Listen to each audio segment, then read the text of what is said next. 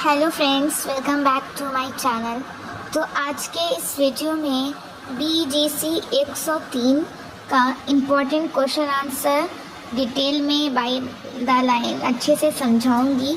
अगर आप मेरी वीडियो को सुन लेते हैं, मैं जो समझा रही हूँ जस्ट इसको ओवरव्यू लेकर समझ लेंगे तो एग्ज़ाम में जो भी क्वेश्चन आएगा आप उसको समझकर मैंने जो समझाया अपने लैंग्वेज में भी अच्छे से लिख कर आ सकते हैं। तो आइए एक एक करके आपको समझाना शुरू करते हैं। मेरी आपसे पहले ही रिक्वेस्ट है, अगर अभी तक आप चैनल को सब्सक्राइब नहीं किया तो चैनल को सब्सक्राइब करें, कमेंट करना ज़रूर कमेंट बताएं कि आपको कैसा लगा। मुझे बहुत अच्छा लगता है जब आप सब्सक्राइब करते हैं तो मैं और भी वीडियो बनाती हूँ। तो आइए अब वीडियो शुरू करते हैं। तो फर्स्ट क्वेश्चन है, इसमें पूरा इंट्रोडक्शन बताऊंगी, पूरी स्टोरी को समझाऊंगी। A tiger for Malgudi R.K. Narayan, ये इम्पॉर्टेंट है बहुत। पूरी स्टोरी जितनी है सबकी ओवरव्यू में आपको समझाऊंगी। फिर ये बताऊंगी कि किस तरह से आपको क्वेश्चन का आंसर लिखना है। पूरा पोइट्री आएगा तो उसको कैसे करेंगे आप। तो सबसे पहले सारे जितने भी उसमें व्लॉग्स हैं और जितने भी स्टोरीज़ हैं सबको 1 बाय 1 एक्सप्लेन करते जा रही हूँ। आप वीडियो को स्किप करके ना देखें, नहीं तो फिर आपको समझ नहीं आएगा, मिस हो जाएगा। तो आइए शुरू करें। A tiger for Malgudi, full story, ठीक है। तो एक राजा है, एक शेर है जिसका नाम राजा है, ठीक है। पहले जंगल का राजा था, फिर सर्कस का तमाशा बना और आखिर में एक सेंट का साथी बन गया। ये कहानी है प्रेम, बदलाव और शांति की। चलो शुरू करते हैं, डिटेल में समझते हैं। जंगल की ज़िंदगी क्या थी। राजा एक जंगल में पैदा हुआ था, फुल आज़ादी थी, शिकार करता, जंगल का किंग था, अपनी फैमिली के साथ रहता था। और राजा जो है अपने आप को बहुत ही ज़्यादा ताकतवर समझता था। तो जो एक टाइग्रेस थी जो फीमेल, वो बोलती थी कि मैं भी ताकतवर हूँ। तो एक दिन दोनों में फाइट हुआ तो दोनों बहुत ज़्यादा घायल हो गए, लेकिन दोनों में से कोई नहीं जीता, दोनों इक्वल रहे। तो उस वक्त एक फॉक्स लोमड़ी आती है और कहती है कि तुम लोग इतने ही दोनों ताकतवर हो तो तुम लोग दोनों झगड़ा क्यों कर रहे हो, तुम लोग साथ रहो। तो उन लोग समझ में आता है तो वो लोग अपने में फैसला कर लेते हैं कि हम लोग साथ रहेंगे। उन लोगों में बहुत अच्छी दोस्ती हो जाती है। उसके बाद उन लोगों का बेबी भी होता है, तो बहुत उनके बच्चे होते हैं, तो उनकी एक फैमिली होती है। तो टाइगर, टाइग्रेस और उसके बच्चे खुशी खुशी उस जंगल में रहने लगे। लेकिन एक दिन ऐसा हुआ, एक दिन ह्यूमंस आए जंगल में शिकार करने और टाइगर के वाइफ को एंड उनके बच्चे को मार डाला। तो टाइगर के अंदर बहुत ज़्यादा गुस्सा आ गया ह्यूमन से बदला लेने के लिए इस हरकत का। तो उसके बाद कुछ दिन बाद टाइगर जंगल में एक आदमी आता है जिसका नाम कैप्टन है। उसने क्या किया, राजा को पकड़ लिया और केज में डाल दिया और ले गया सर्कस ले जाने के लिए। कहाँ ले गया? वो कैप्टन जो रहता है सर्कस दिखाने वाला रहता है एनिमल्स का, तो वो राजा को पकड़कर सर्कस के लिए लेके चला जाता है। वहाँ उसको ट्रेनिंग दी जाती है राजा को कि टॉर्चर करके कि तुमको शांत रहना है, ऐसा नहीं करना, वैसा नहीं करना है। टाइगर को ट्रेनिंग दी जाती है सिर्फ इसलिए कि वो लोगों के सामने टाइगर को इस तरह से टॉर्चर करके ट्रेनिंग दे सिखाए, तो वो टाइगर जो है लोगों को इंटरटेन करे। उसके साथ इस तरह का सलूक किया जाता है जो बहुत ही गलत था। राजा के लिए ये सब बेइज्जती थी, उसका जंगल का स्वाद सब चला गया। जितना अच्छा वो आज़ाद था, खुश था जंगल में, वो सब उसका ख़त्म हो गया। एक दिन सर्कस में शो के टाइम क्या हुआ, राजा ने एक कैप्टन को मार दिया। एक कैप्टन राजा को मतलब हैंडल करा था, लेकिन सही से हैंडल कर नहीं पाया। राजा बहुत ज़्यादा एग्रेसिव हो गया, गुस्सा हो गया और कैप्टन को ही मार डाला। वहाँ पर जो यहाँ पर शो चल रही थी, सारे लोग वहाँ पर डर गए और भागने लगे कि अब राजा एग्रेसिव हो गया, वो हम सबको मार डालेगा। उसके बाद राजा भागकर एक मालगुडी गांव में चला जाता है, जहाँ पर एक स्कूल रहता है। उस स्कूल में घुस जाता है और थोड़ा उस वक्त थोड़ा अब शांत हो जाता है और उसके अंदर जो एग्रेसिव की जो क्वालिटी थी, फीलिंग थी, अब वो धीरे धीरे ख़त्म हो जाती है। अब वो एक अच्छा टाइगर बनना चाहता है। तो वो एकदम अच्छे से नॉर्मल पीसफुली वो बच्चे के स्कूल में घुस जाता है और प्रिंसिपल के रूम में जाकर सो जाता है। सारे बच्चे और स्कूल के टीचर्स डर जाते हैं और पूरे भागदौड़ मच जाती है। तो सारे स्कूल के टीचर्स और सबको बुलाते हैं कि मतलब जो भी टाइगर को पकड़ने वाले, जानवर पकड़ने वाले होते हैं, कि ऐसा हमारे स्कूल में घुस गया है। तो जो वो लोग भी डरते हैं कि टाइगर को भला हम ऐसे नहीं पकड़ सकते, वो लोगों को भी डर लगता है। तो इसलिए वो लोग एक मास्टर आते हैं, द मास्टर, उनका नाम ही द मास्टर रहता है। वो एक स्पिरिचुअल, एक तरह से रिलीजियस रहते हैं बहुत ज़्यादा, और उनके अंदर एक क्वालिटी रहती है कि वो किसी को भी अपने नरम लहज़ों से बात करके, किसी की एग्रेसिव क्वालिटी को ख़त्म करके एक अच्छे फीलिंग के साथ अच्छा इंसान या अच्छा उसके अंदर फीलिंग लाते हैं, अच्छा इंसान बना देते हैं अपनी स्पिरिचुअल क्वालिटी के थ्रू। तो वो द मास्टर जो रहते हैं राजा से अच्छे से बात करते हैं। तो फर्स्ट टाइम राजा के लिए ऐसा राजा फील करता है कि मैं फ़र्स्ट टाइम किसी इंसान की बात को समझ पा रहा हूँ और ये इंसान मुझे समझ पा रहा है। वो उसके तरफ अच्छे फीलिंग से अट्रैक्ट होता है और समझता है, और फिर द मास्टर अच्छे से उससे बात करते हैं, उसको अपने साथ लेकर जाते हैं। सारे लोग देखकर ये हैरान रह जाते हैं कि ये हो क्या रहा है।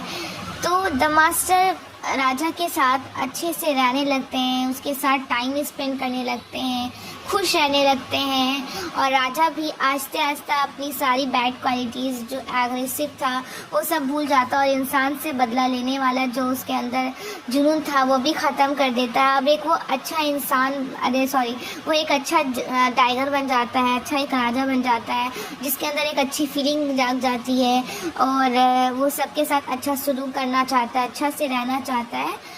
मतलब यहाँ पर ये शो क्या किया गया है कि ज़रूरी नहीं है कि जो बहुत ख़राब है, जिसके अंदर एग्रेसिव क्वालिटी है, जो मारपीट झगड़ेलू है, वो हमेशा झगड़ेलू ही रहे। अगर उसको अच्छे से ट्रीट किया जाएगा, उसको समझा जाएगा, उसका दर्द क्या है वो समझा जाएगा, वो क्यों एग्रेसिव है ये समझा जाएगा, तो वो ज़रूर ये एग्रेसिव से निकल कर एक अच्छा भी बन सकता है। उसके अंदर एक अच्छी क्वालिटी भी आ सकती है अगर सामने वाला कोशिश करे तो यही कोशिश द मास्टर ने किया।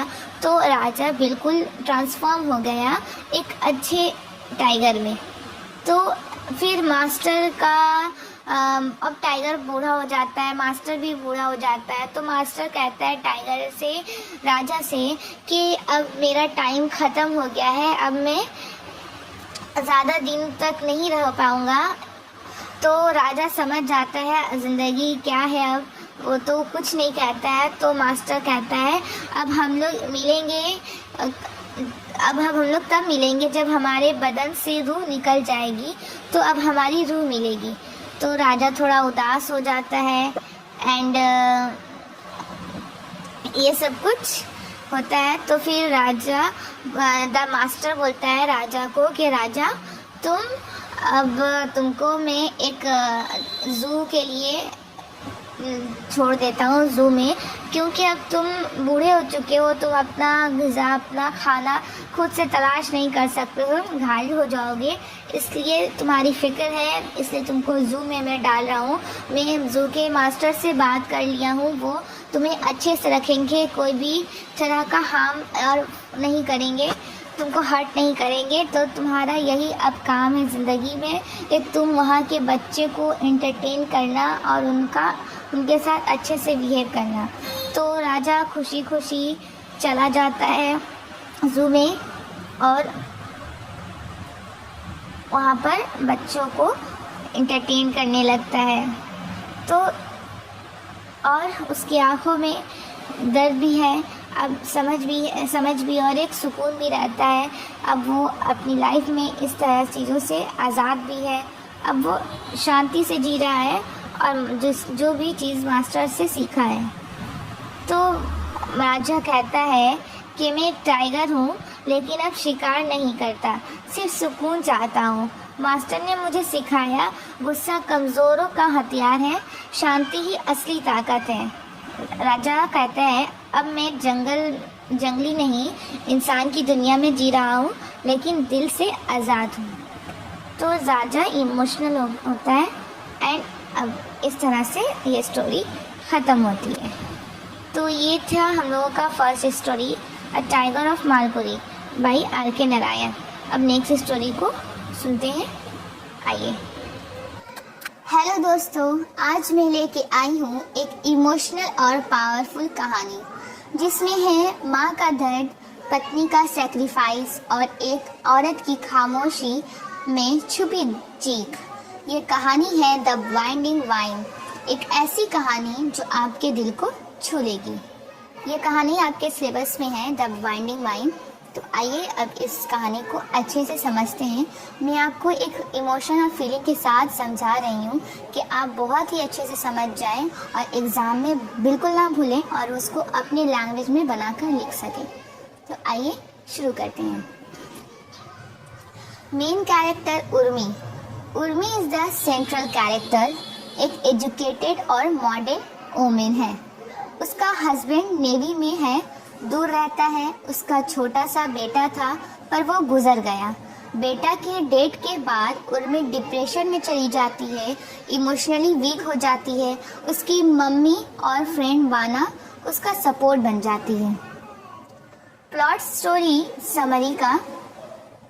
उसके बाद उर्मी जब अपने ससुराल के घर में होती है तो उसे एक डायरी मिलती है उसकी dead mother in law Meera की। जो डायरी रहती है उसकी dead mother in law Meera की वो डायरी रहती है। मीरा एक पोएटेस थी। उसने अपने पेन और फीलिंग्स पोएम्स में लिखे थे। पोएम्स पढ़कर उर्मी को पता चलता है कि मीरा की ज़िंदगी में कितना दर्द था। उसकी मर्जी के बिना शादी हुई थी। हस्बैंड ने उसके ऊपर फिजिकल अब्यूज़ किया था। उसके सपने, उसकी आवाज़, सब कुछ दबा दिया गया था। मीरा अपना दर्द किसी से नहीं कह पाई, सिर्फ लिखती रही। लिखते लिखते ही एक दिन चली गई। सेकेंड स्टोरी इसी कहानी में राइटर ने लिखा है, कल्पना की स्टोरी, कल्पना की कहानी। इसी टाइम उर्मी एक और लड़की से मिलती है जिसका नाम कल्पना रहता है। कल्पना एक कॉलेज गर्ल है। उसके साथ रेप हुआ है। उसकी माँ शकुताई उसकी इज्जत के लिए केस फाइल नहीं करना चाहती क्योंकि सोसाइटी क्या कहेगी। उर्मी को बहुत गुस्सा आता है। वो कहती है जुल्म से ज़्यादा खतरनाक है उस जुल्म पे चुप रहना। ये यहाँ इसे नॉवेल का रियल मैसेज शुरू होता है। औरत का दर्द सिर्फ उसका नहीं होता, पूरा समाज जिम्मेदार है। Meaning of the title the winding wine को समझते हैं। द वाइंडिंग वाइन का मतलब होता है एक इनविजिबल बॉन्ड, जिससे औरत एक दूसरे के दर्द से फील करती है। चाहे मीरा हो, उर्मी हो या कल्पना, सबके बीच एक साइलेंट कनेक्शन है, एक दर्द का बंधन जो सिर्फ औरत ही समझ सकती है। मेन थीम इस स्टोरी का अच्छे इजी वर्ड में समझाएंगे। Women silent suffering. वुमेन जो है साइलेंट सफ़र कर रही है। औरतें ज़िंदगी भर से बर्दाश्त करती हैं, चुप रहती हैं। वायलेंस एंड एब्यूज़ किया जाता है उन्हें। Marital rape, physical violence, emotional neglect करके। Expression through writing. मीरा ने अपने दर्द लिखने में निकाला। उर्मी से पढ़कर समझ पाई। Support between women. औरत ही औरत का दर्द समझ सकती है। उर्मी, मीरा और कल्पना का बीच इमोशनल कनेक्शन था। ये तीनों मतलब एक इमोशनल कनेक्शन के थ्रू उर्मी ने मीरा की डायरी को पढ़ा और उसके दर्द को समझा और कल्पना के दर्द को समझा कि वो किस तरह से साइलेंट खामोश ही चीख रही थी। औरत की आवाज़ दबा दी जाती है लेकिन उसकी खामोशी चीखती रहती है। मीरा ने लिखा पर समझ पाई उर्मी। कल्पना के साथ गलत हुआ पर उसकी माँ इज्जत के लिए चुप हो गई। क्या यही है सोसाइटी? हाँ, आप लोग भी बताएं कमेंट करके। Pain is not personal, it binds us together like a vine. तो आप लोग को ये स्टोरी कैसी लगी और समझ आई या नहीं आई ताकि आप एग्ज़ाम में लिख सकें, ये मैं आपको शॉर्ट समरी बता रही हूँ। टाइम कम है कि आप समझ जाएं, ज़्यादा लॉन्ग वीडियो ना बने, इसलिए आइए अब नेक्स्ट स्टोरी के तरफ चलते हैं। BEGC 103 का ब्लॉक 1 पढ़ा चुकी हूँ, स्टोरी समझा चुकी हूँ समरी में, और ब्लॉक 2 का, ताकि आप लोग अच्छे से समझ के एग्ज़ाम में लिख सकें। अब मैं ब्लॉक 4 को अच्छे से एक्सप्लेन करूँगी, ब्लॉक 3 को नेक्स्ट वीडियो में एक्सप्लेन करेंगे, वो थोड़ा अलग है। ये सब शॉर्ट स्टोरी और सारी स्टोरीज इस वीडियो में कर देंगे। ब्लॉक 1 ब्लॉक 2 हो चुका, अब ब्लॉक 3 को अच्छे से समझ लेते हैं, फिर आपका सिलेबस अच्छे से कंप्लीट हो जाएगा। तो आइए देखते हैं। तो ये हेलो दोस्तों, आज मैं आपको सुनाने वाली हूँ एक शॉर्ट स्टोरी जो हर किसी के दिल को छू जाती है। एक छोटे से बच्चे की कहानी जो मेला देखते देखते अपने माँ बाप से बिछड़ जाता है। ये है द लॉस्ट चाइल्ड बाय मरिघराज आनंद। एक इमोशनल कहानी जिसमें नज़र आता है एक बच्चा क्या चाहता है और उसके लिए माँ बाप की क्या वैल्यू होती है। मेन कैरेक्टर है इसका द चाइल्ड, एक बच्चा। स्टोरी का हीरो है एक छोटा बच्चा। वो अपने मम्मी पापा के साथ मेला फेयर देखने जा रहा है। रास्ते भर बच्चा हर चीज़ देख के एक्साइटेड होता है। Balloons, toy, sweets, snack, charmer, सब कुछ उसे चाहिए, पर मम्मी पापा हर बार प्यार से उसे मना करते हैं। देखो और भी चीज़ें मिलेंगी, ज़्यादा मीठा मत खाओ, इस तरह से उसके अम्मी अब्बा बोलते हैं। सीन 1 में क्या होता है, मेला की रोशनी। बच्चा जब मेला में पूछता है तो उसकी आंखें पहुंचता है तो उसकी आंखें क्या है, खुल जाती है। हर तरफ रंग बिरंगी चीज़ें। वो कहने लगता है मुझे वो फूल चाहिए, मुझे वो बलून चाहिए, मुझे वो स्वीट चाहिए, जिस तरह से बिल्कुल एक छोटे बच्चे कहते हैं। पर मम्मी पापा उसे डिस्ट्रैक्ट करते रहते हैं और आगे ले जाते हैं। सीन 2 में बच्चा खो जाता है। मेला के बीच में भीड़ बहुत होती है। बच्चा एक जगह रुक जाता है, माँ बाप आगे निकल जाते हैं। जब बच्चा पीछे देखता है उसके मम्मी पापा गायब। वो चिल्लाने लगता है मम्मी पापा, मुझे पापा चाहिए, पापा चाहिए। उसका रोना बंद ही नहीं होता। सीन 3 में स्ट्रेंजर आता है। एक अच्छा आदमी उसे देखता है और उसकी मदद करता है। वो बच्चे से कहता है तेरा नाम क्या है, तुम्हारा घर कहाँ है, और फिर उसे टॉयज, स्वीट्स, बलून सब कुछ दिखाता है जो उसे पहले चाहिए था। लेकिन अब बच्चा सिर्फ कहता है मुझे कुछ नहीं चाहिए, मुझे सिर्फ मम्मी पापा चाहिए। Moral message of the story क्या है?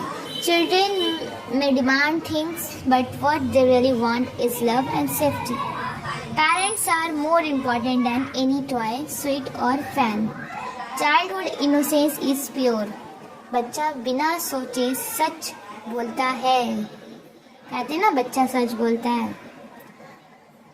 तो क्या इसका ये है कि वो सब कुछ भूल गया, उसे अब बस क्या चाहिए था, माँ बाप चाहिए थे। एक टाइम था जब वो हर चीज़ मांग रहा था, अब कुछ नहीं मांग रहा, सिर्फ मम्मी पापा।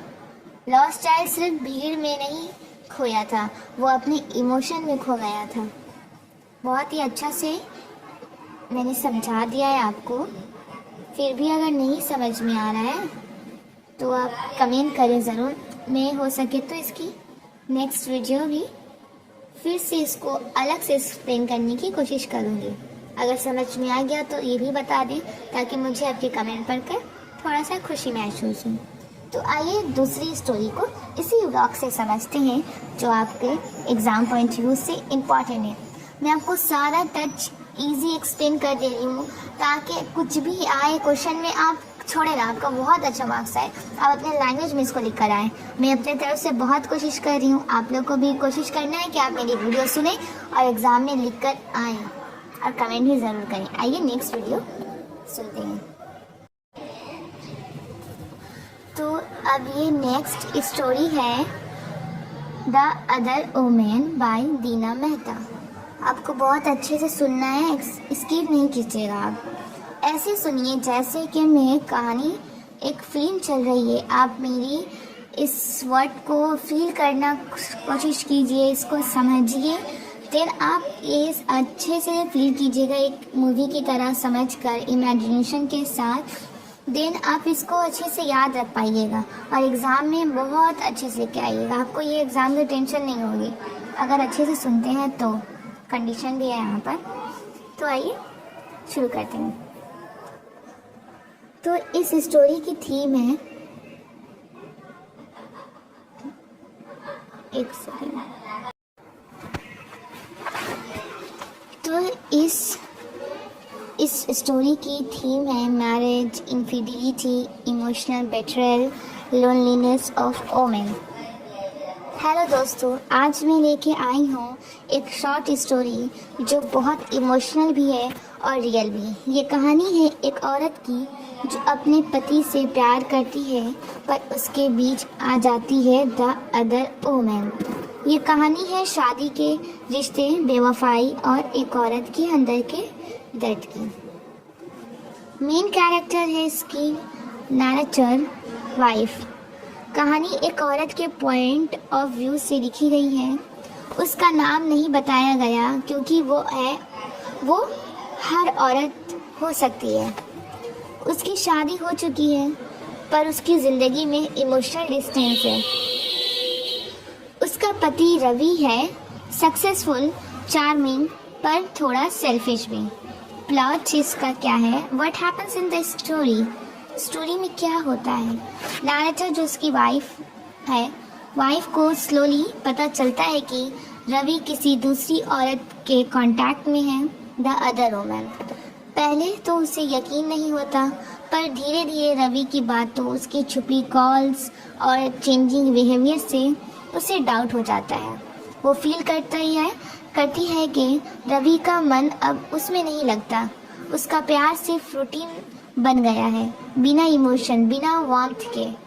एक दिन रवि खुद इनडायरेक्टली कॉन्फेस करता है, मैं तुमसे प्यार करता हूँ, लेकिन वो औरत वो मुझसे समझती है। नैरेटर का दिल टूट जाता है। वो सिर्फ एक बीवी नहीं, एक इंसान भी है जो चाहती है कि उसका पति उससे रिस्पेक्ट और प्यार दे। द इमोशन कॉन्फ्लिक्ट क्या है, ये कहानी कोई झगड़ा या ड्रामा नहीं है। ये एक अंदर का स्ट्रगल है, एक औरत का दर्द जो उसने छुपाया हुआ है। वो चिल्लाती नहीं, लड़ती नहीं, बस सोचती रहती है, मैं गलत थी या मेरी शादी, प्यार बदल गया या इंसान, इस तरह से। तो मीनिंग ऑफ द टाइटल को समझते हैं, the other women. The other women का मतलब है वो दूसरी औरत जिसके लिए एक पति अपनी बीवी को इमोशनली धोखा देता है। लेकिन कहानी में डीपर मीनिंग ये भी है, वाइफ अपने आप को भी द अदर वुमेन जैसा फील करती है। उसके अपने ही घर में वो आउटसाइडर बन गई है। थीम्स इन समझाते हैं और अच्छे से। लोनलीनेस इन मैरिज में क्या अकेलापन। शादी में सब कुछ होते हुए भी कभी कभी प्यार कम पड़ जाता है। इमोशनल बेट्रेयल, सिर्फ अफेयर नहीं, दिल से दूर हो जाना भी धोखा होता है। Women silence and strength. कहानी की नैरेटर चिल्लाती है, पर उसकी खामोशी सब कुछ कह जाती है।